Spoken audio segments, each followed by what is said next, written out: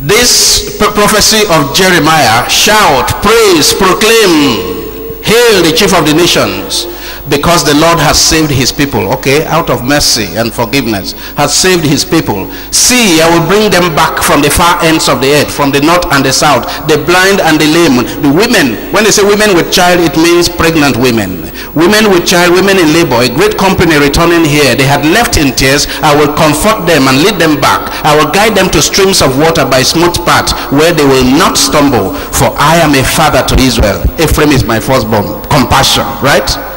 Mercy, compassion.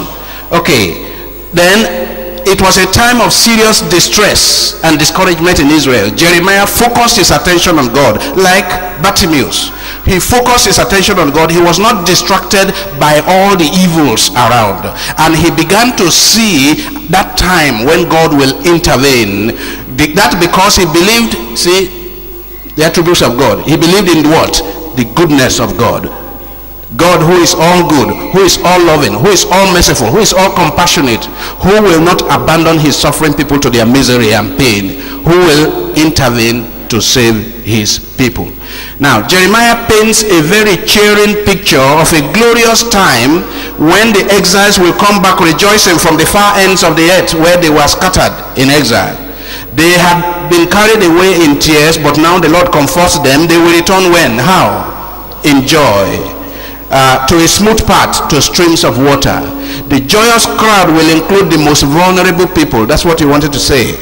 The joyous crowd will include the most vulnerable people. And the most vulnerable people, when they say, hey, make my run, are who? The blind and the lame. Because what people do is trample upon them. The blind and the lame. Pregnant woman will do like this. It's not one of those that will run fastest when the trouble comes. It's vulnerable, needs help. And women in labor, that one another thing. So these are the most vulnerable people, and when they return in joy, as they are returning, it will include all these people. Pregnant woman, I ain't got different self. Now, the prophecy of Jeremiah has found fulfillment in the healing of Bartimaeus. Can you make the linkage? Do you make the linkage? The healing of Bartimaeus is a fulfillment of the prophecy of Jeremiah. As a blind beggar, Bartimaeus was the poorest of the poor. A blind beggar. Now you have so many sighted beggars on our roads, right? So the blind one, the sighted beggars can run after cars and harass cars to go, but the blind beggar cannot do that. He has to be on the side of the road. Now, he was the poorest of the poor. He dwelt in darkness. His whole existence is darkness. He saw no one and he saw nothing. He was not counted, almost nameless.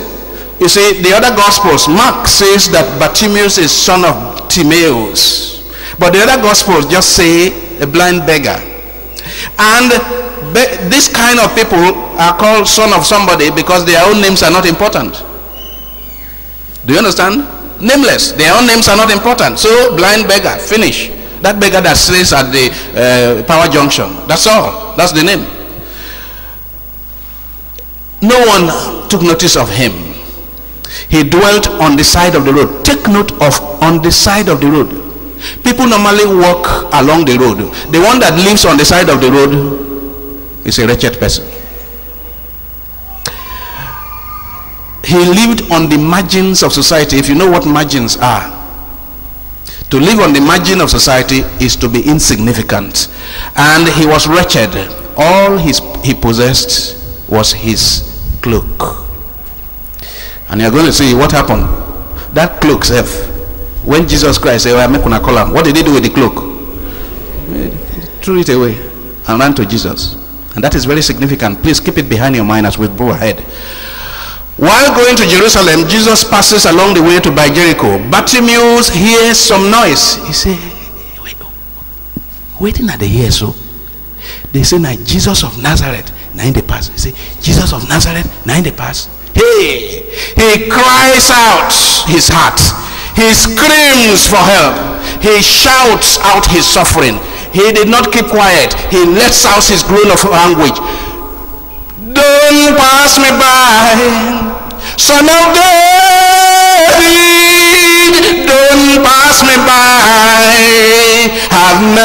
on me.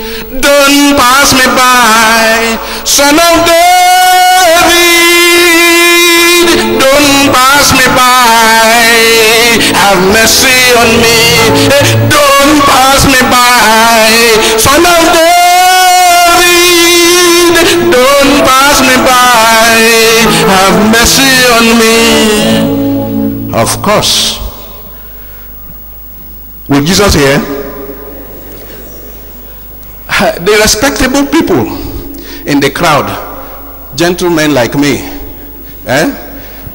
gentlemen like Prof, or like Chief Emezoke here, say, come on, better people they pass.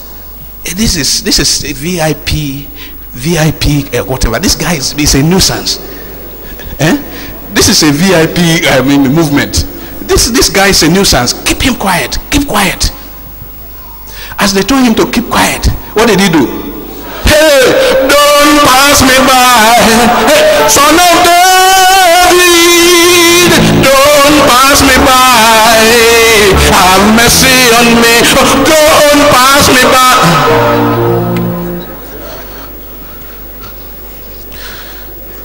What happened to Jesus?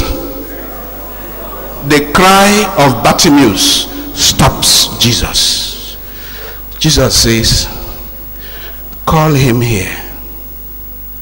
The same people who are saying shut up, what did they do? Say, hey, he's calling you. Courage. He's calling you. Yeah, people.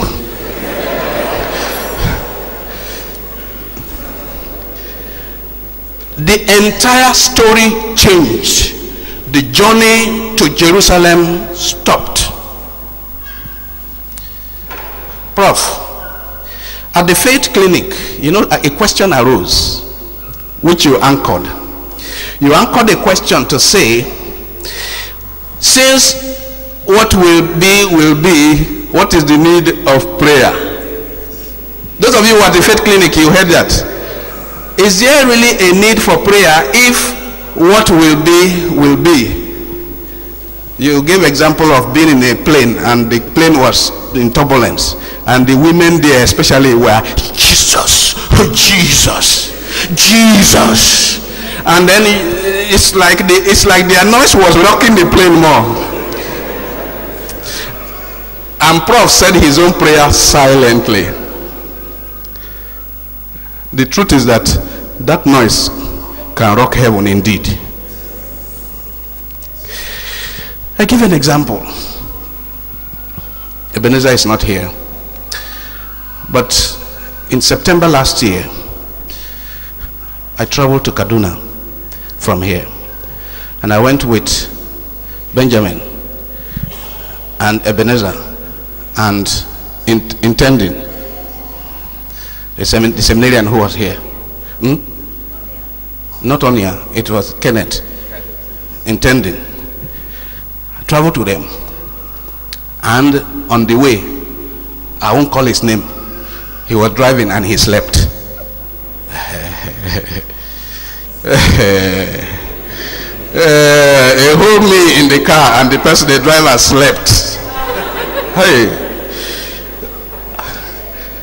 And then it was Ebenezer, the organist, who was behind, who noticed that we had left the tarmac at 120 kilometers an hour. We had left the tarmac. And then he said, Father, what's happening? It's as if our guy is asleep. So I was reading, so I took my eyes off the book, and when I saw that indeed we were at the other end, I grabbed the steering with my left hand. I was sitting on the right side in front. I grabbed the steering with my left hand and tried to move it back to the road. Unfortunately, the thing went to the other end. And before I knew what was happening, the car began to do this. And it was doing it so furiously that I saw that there was no use. It was clear to me, at 120 kilometers an hour, it was clear to me that an accident had happened. What did I do? Jesus! It was my shout that woke up intending, who was sleeping also. I shouted Jesus 2 or 3 times, and intending woke up. and he would have done something terrible. The first thing he did is that he opened the door at the back. Yes, it was terribly dangerous. Luckily for us, he had his belt on. So as he woke up with that noise, Jesus, he opened the door. And luckily for us, the belt was on, so he was confused. He couldn't immediately go out. Anyway, by the time I called Jesus like that 3 times, what I noticed within 5-10 seconds is that the car stopped completely.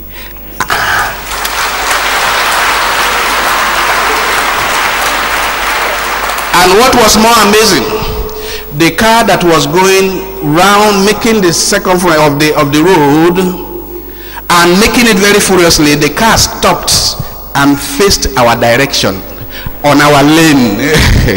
Exactly on our lane, and faced our direction. So I turned to the person who wanted to kill himself by opening the door and say, what stupid thing is this, that you wanted to kill yourself? We would have been saying, you killed yourself. Then I turned to the guy who was sleeping and said, come to the other side and continue to sleep. Give me the car, let me drive home.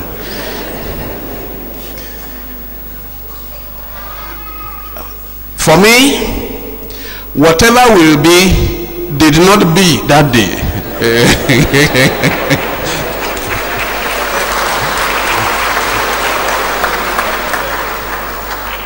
The shout of Jesus, in case he was sleeping, in case Jesus was sleeping and he forgot that this was happening, the shout of Jesus, just as the shout of BARTEMAEUS, stopped the car. So the shout of BARTEMAEUS changed the entire story. If he had sat down there and he said, whatever will be, well, they say I'm a blind man, now here are they. Will Jesus have stopped? Yes, Jesus is the true lover who suffers profoundly when he sees his beloved in pain. When he was told, courage, get up, he is calling you, the blind man throws off his cloak and runs and jumps to meet Jesus. What? Stark naked.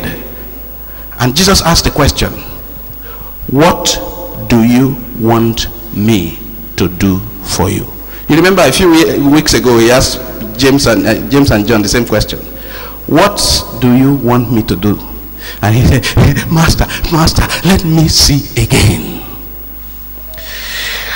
Jesus hails him and commends his faith. Your faith has saved you. Go. Did BARTEMAEUS go? No. Maybe he followed them naked, but somebody must have given him some cloth to wrap around himself. BARTEMAEUS responds to his healing by following Jesus along the way to Jerusalem. He became a disciple. The prayer of BARTEMAEUS expresses both faith, pain and faith. He believed in, name them, a God who pays attention. 2, a God who has compassion. 3, a God who hears prayers. And 4, a God who heals. He did not waste time on the philosophical question, why is there suffering? That's a philosophical question. That's a philosophical question that Job dealt with, and Job dealt with it throughout those chapters, 39 or whatever chapters of Job, and there was no answer at the end. Why do people suffer? Many of us ask it, isn't it? Why me? Will you ever have an answer to why me? Never mind all the Torah pastors who try to give you reason why you. You don't have an answer. The Bible never gave us an answer. He did not resign passively to his fate. That is called fatalism. To say whatever will be, will be. It's called fatalism. Me sera, sera. For Christians, whatever will be can stop to be because God intervenes, and because the child of God, the friend of God, negotiates with God. Amen? The friend of God, the child of God, negotiates with God, and so waiting the thing when they say make it be, it no go be again. And the one when they say make it no be, if it be.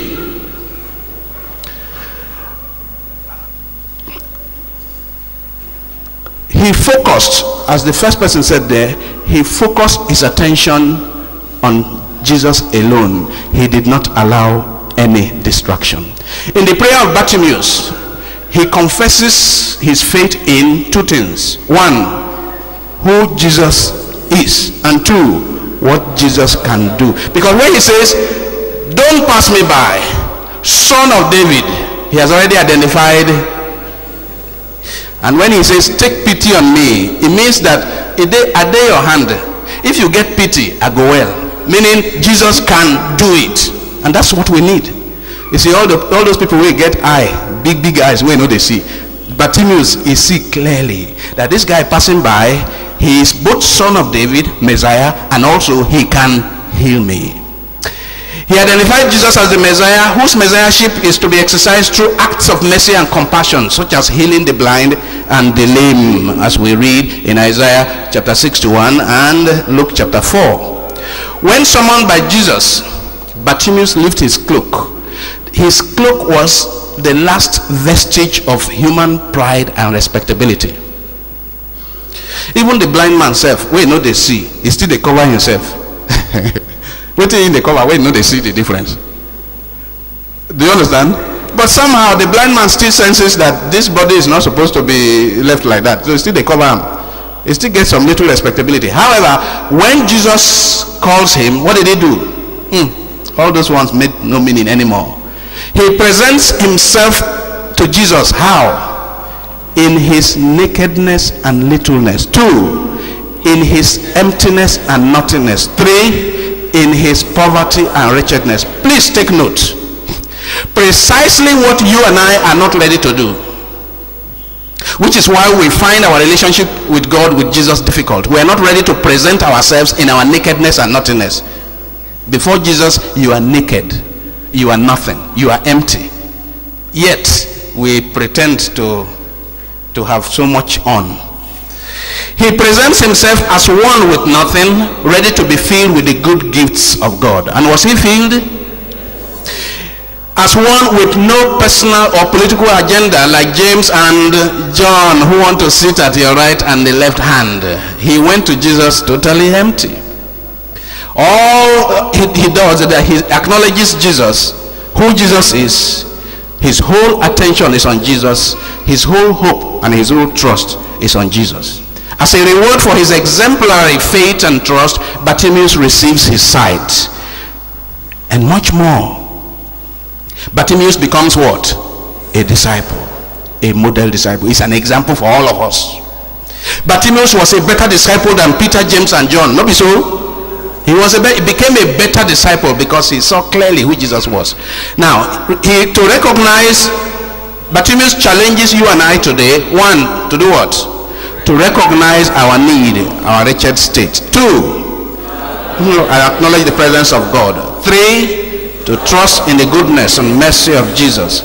4, to pray, shout, scream our needs to him. 5, to shed away all our pretensions to power and prestige.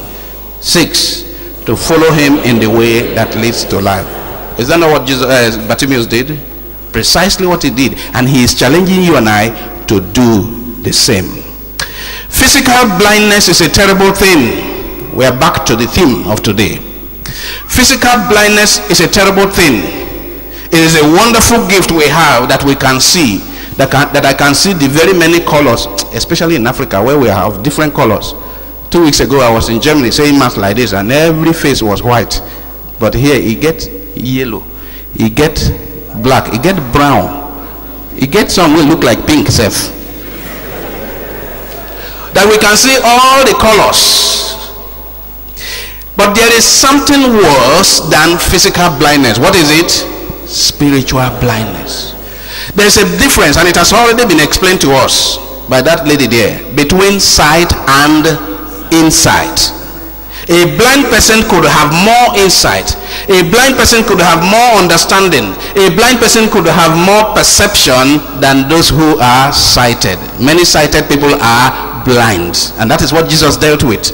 Lack of faith results in a more serious darkness than physical blindness. I mean, just see how in this country, like the example she gave, ethnicism, tribalism, see how it is destroying us. Is it not blindness? People who are children of the same father, but due to generations, they are now in two different clans, right? And they are tearing themselves to pieces. And you hear in Nigeria calling people, say, those people, as if they came from Jupiter, another planet. Those people, they are bad people. Which people? Those people, meaning our distant relations. They are bad people, and we are ready to do wicked things to them. They say before you kill a human being, before you do serious violence to a human being, you know what you do first? You dehumanize the person. Do you understand? Before you do any serious injustice, before you do serious violence, before you kill a human being, you remove humanity from the person. So Hitler, what did Hitler do? He called the Jews rats. So rats are to be killed, not so. If they are human beings, they are not to be killed. But you call them something first. Vulture, rat, snake, whatever. Now snake them be. Those people no trust them be snake. Now, when we see snake, we know they kill them. You go kill them if you fit. If you no kill you first. So you dehumanize the person. Is that not blindness? Is it not blindness that makes me not to recognize my sister as my sister, my brother as my brother? It is blindness that leads us into sin, any kind of sin. And this is the story, this is the point of today's story. Spiritual blindness. Jesus accused his followers of having eyes but failing to see. Bartimaeus, the blind beggar, could see better than Peter, James, and John, and other followers of Jesus, than the Pharisees and the scribes. The disciples and many in the crowd had no faith. Answer that. But Bartimaeus had faith. They were full of doubt and hesitation, but had no doubt at all. They saw all that Jesus had done and yet had great difficulty believing, but they were unwilling. They hesitated to go with Jesus along the way to Jerusalem, but Bartimaeus was willing to go the whole way with Jesus. The disciples and the crowd that followed Jesus were afflicted by what is called spiritual blindness. They were preoccupied by the wonder worker image of Jesus. Miracle, miracle, miracle, miracle, like many of us are preoccupied with today. They ignored, they were blind to the deeper truths proclaimed by him through the miracles. Every miracle Jesus Christ proclaimed, he was teaching something. But what often happened, and what is still happening today, people hold on to the miracle and forget the deeper truth that Jesus is teaching. The disciples and the crowd could not understand the message of the cross, the message of the suffering servant that we have been dealing with for the past few weeks. They couldn't understand. They didn't understand the message of the Eucharist. They failed to accept and understand the indissolubility of marriage. Instead, they said, if not so it be between husband and wife, then person not go marry then. They didn't understand the message of the resurrection. Jesus is the light of the world. He has come to heal us of what? The darkness of doubt and despair. 2, the darkness of hatred and lovelessness. 3, the darkness of ignorance and disbelief. 4, the darkness of wickedness and unforgiveness. 5, the darkness of sin and death. Like I said, every sin, anyone who commits sin, as Jesus says, is living in darkness. Whether the sin be say you tell lie, or the sin be say you go do fornication, or the sin be say you go do wicked thing for person, any kind of sin is evidence of darkness. Out of the abundance of the heart, the mouth speaks. If you have a dark heart, then what comes out of you will be evidence of darkness. Jesus came not only to open our physical eyes, he came with a new vision, opening people's minds, people's hearts, people's imagination. Think about it. The greatest calamity that can befall a people is not that they should be born blind, but that they should have eyes and yet fail to see. Can we say that together? The greatest calamity that can befall a people is not that they should be born blind, but that they should have eyes and yet fail to see. Jesus came to open our eyes that we may see God as our Father and our neighbors as our brothers and sisters. He came that we may see that greed and avarice are a cancer that eats its own host to death. Like Nigeria is being eaten to death by what? Greed and avarice. Greed and avarice are a cancer that eats its own host to death. It is only the light of Jesus that will help us to see it. That we may see that aggressive competition for political power, for social advantage, and for economic status only leads to violence and destruction.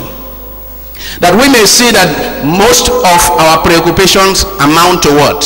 Vanity. That we may see what is truly important in life. The Christian saints, they say, is the one that knows the one thing that is truly important. Bartimaeus saw that. That is why the cloak he was having, he threw it away and pursued the one thing that was important.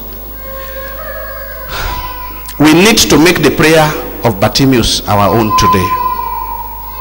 Lord, help me to see. Can we say that together? One more time.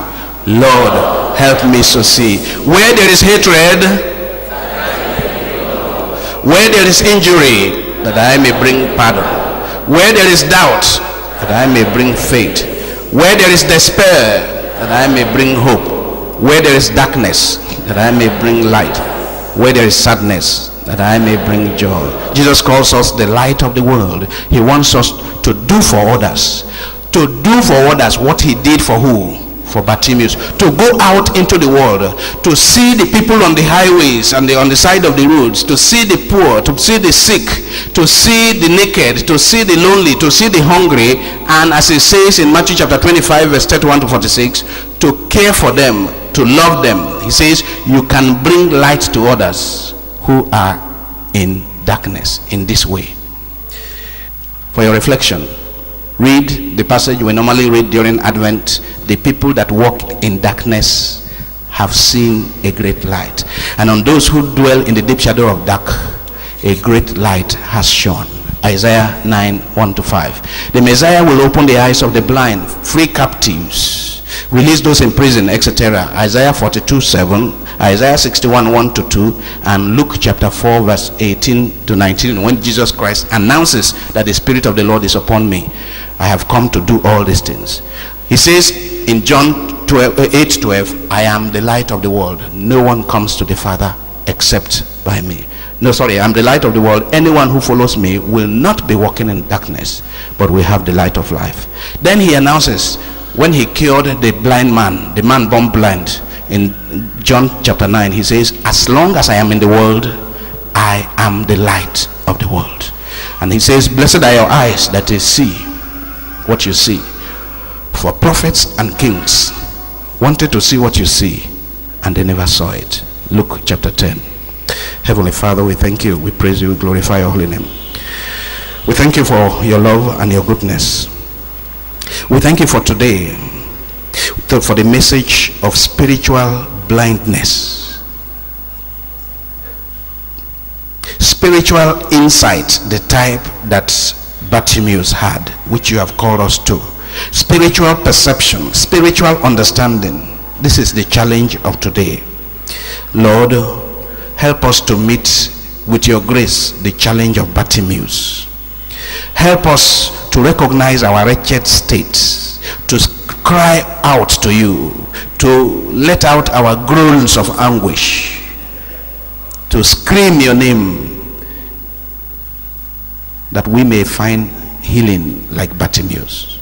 Help us to focus on you and you alone, to throw off all those things that hold us down, our cloaks of sin, dirt.